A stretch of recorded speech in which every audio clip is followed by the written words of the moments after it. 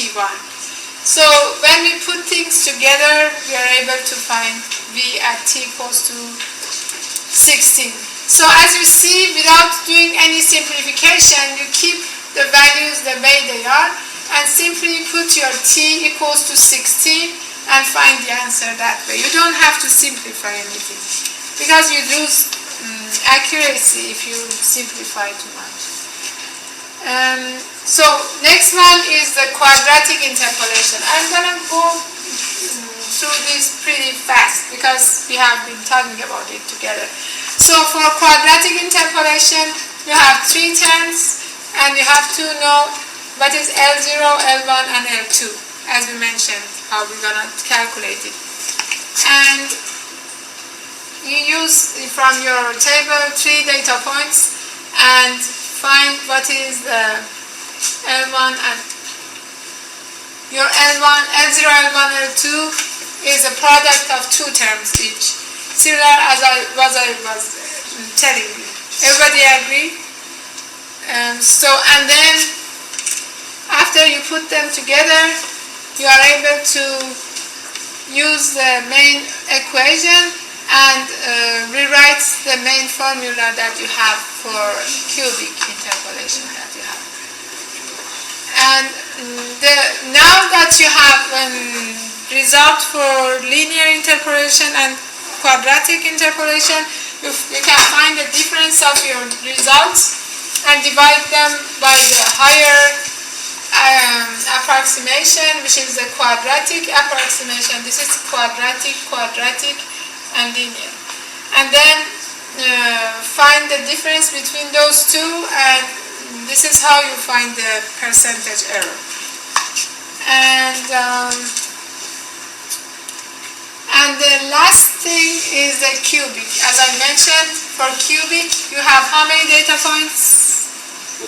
4 data points. So you have 4 terms, 1, 2, 3, 4, from L equals to 0 to L equals to 3.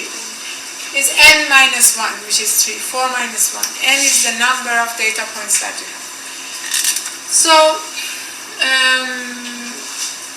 simply each of these L's consist of multiplication of 3 terms, and you can find their values and simply write what is the solution. So these are this is your L0, L1, L2, L3 that you have. Again, it didn't go through the calculations, but this is L3, L2, L1, and this is L0.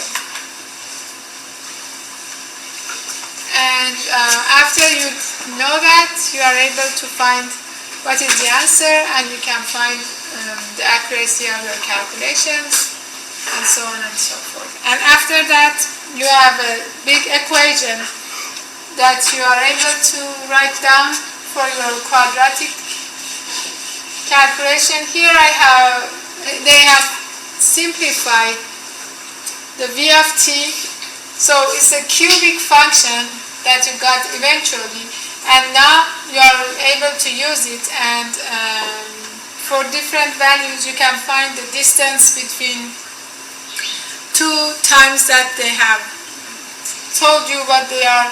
The distance is the integration of your V with respect to the time from the and your limit is from the t's that is mentioned on your question. From 11 to 16, the lower and higher limits are 11 and 16, and you can be able to find the value and see what you can go from there. And also you are able to find the acceleration, which is the first derivative of your velocity that you found. Now that you have this formula, you can use it, you can find this integration, derivation, everything. It's like a regular formula that you have. And you can find its first derivative, and you are able to talk about acceleration of your rocket. Any questions? If I give you a question, you can simply able to solve it right now. Yes? Too easy? It's first of all,